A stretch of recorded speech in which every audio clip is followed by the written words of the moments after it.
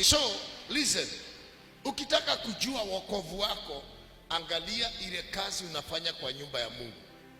Ukitaka kujua Mungu atakubariki, angalia vile anakukamua. Last year kukiwa na corona, nilipea watu, bishop mmoja nikampa gari, nikapea pastor mwingine gari, na kuna corona, kumechacha. Last week nikawa kwa maombi.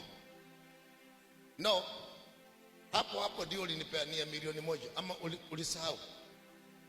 Ulinipeania 1 million, nikaletewa mpaka JCK. Mpe Yesu makofi ya kila.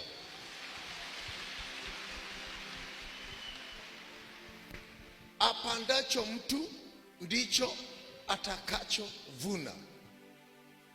Wewe kuniambia mimi matisho?